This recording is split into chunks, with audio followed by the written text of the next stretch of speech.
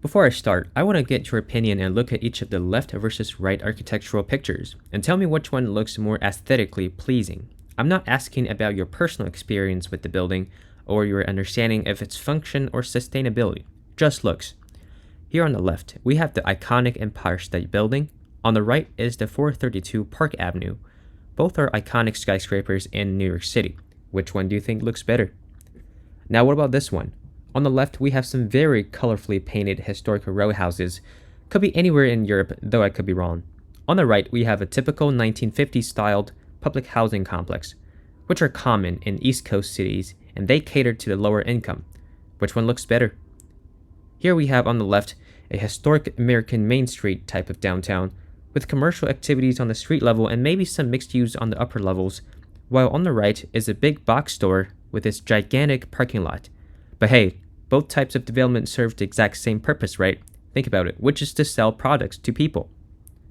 On the left, we have the 1893 Chicago World's Fair, while on the right is New York's Hudson Yard. Both are large-scale building complexes that were carefully planned and designed, just in very different time periods. Ah yes, this one is technically Minecraft, but AI generated, but you get the idea, right? On the right, this little house looks like something a typical noob to the game would build, but in real life it low-key looks like a common modern, even futuristic design, right? I've actually built many architectural Minecraft projects in the past 10 years, so I could have technically built this demonstration myself. But since now I'm trying to figure things out in life and I'm making educational videos on YouTube here, guess I can't spend too much time gaming anymore. So to conclude, older buildings are more intricately decorated than newer ones, and many people think that nowadays minimalism has killed architectural beauty. Sure, you don't have to think this way, but do you not wonder how do we get here? The answer may shock you, because the change took place in a very short period of time.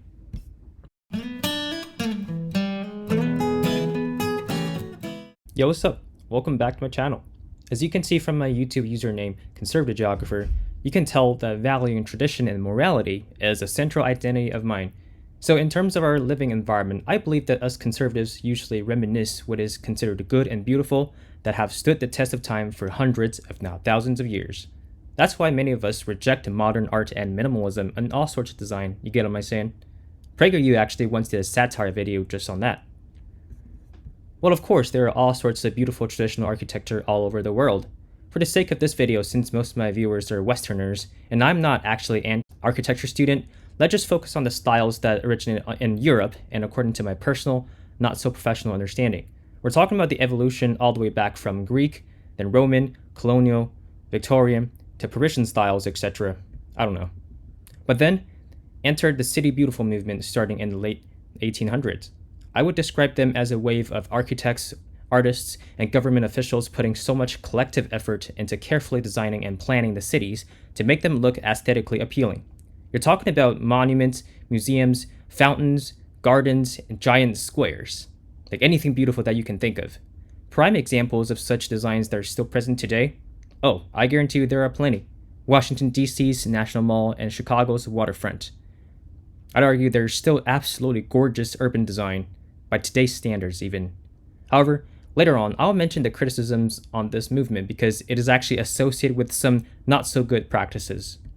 And then, let's enter Art Deco. Art Deco is the design concept found in both architecture and technology in the early 1900s, and it prioritizes streamlined beauty and luxury. Examples? They include Miami Beach, Tel Aviv, and even on trains and cars from in the first half of the 20th century. The reason why I specifically want to talk about these two design styles is that they're the very last things that happened to classical architecture until unfortunately the international style and minimalism completely took over. I'll give you a very intuitive example. So this is the Wikipedia page called The List of Tallest Buildings in New York City. You know, these teachers used to tell us not to cite Wikipedia on anything, which is understandable, you know? Some people do vandalize these pages. But it does have some of the hidden gems on the internet for city planning enthusiasts. Here, let me sort this list in chronological order. You see how skyscrapers in the early 1900s tend to be very well ornamented and intricate, and then you hit a long gap because of the Great Depression and World War II. Basically, nothing was built.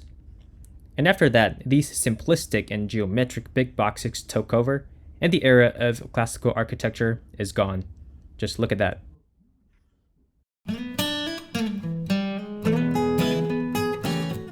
It all kind of started in the 1920s in Germany with something called the Bauhaus.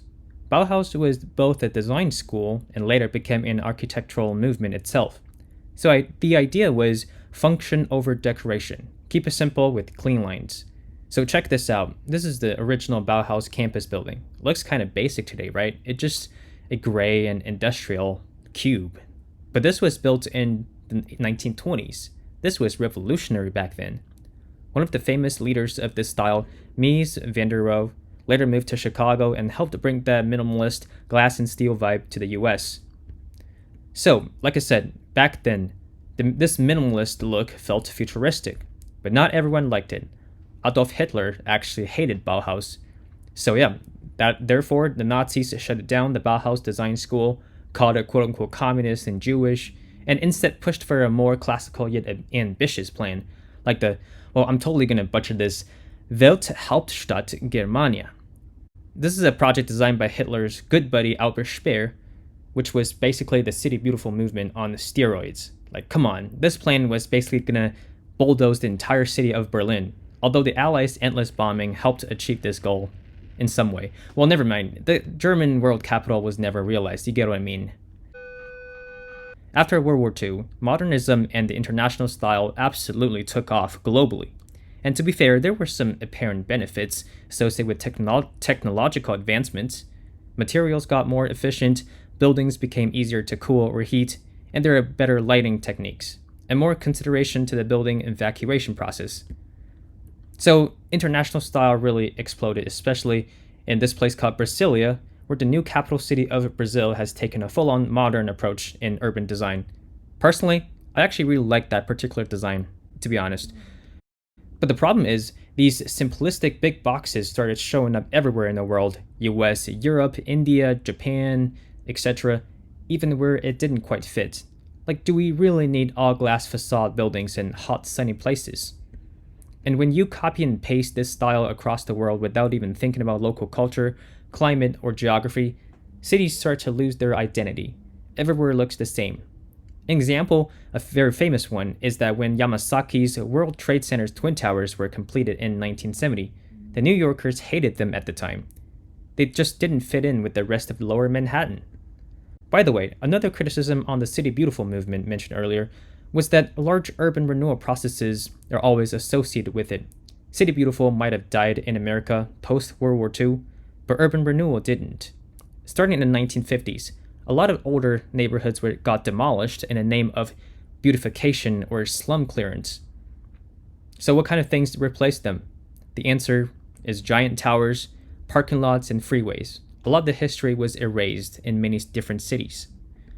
So like I mentioned in the last video, before the age of the automobile, cities were built for people. We walked and we gathered, we rode horses, we rode bikes. Buildings were on a human scale. But once cars took over and the suburbs exploded, we stopped designing for everyday human interaction.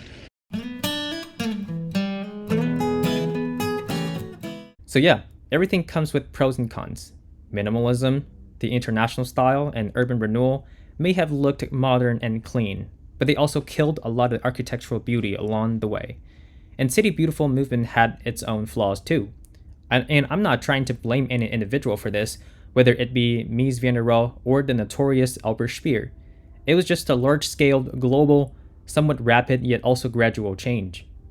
But if we want to make cities beautiful again, we have to give more considerations to place, people, and tradition, not just for efficiency. This is all coming from someone who is politically conservative, yet sides with the progressives on city planning. What do you think? Let me know in the comments. And if you enjoyed this video, hit like and subscribe.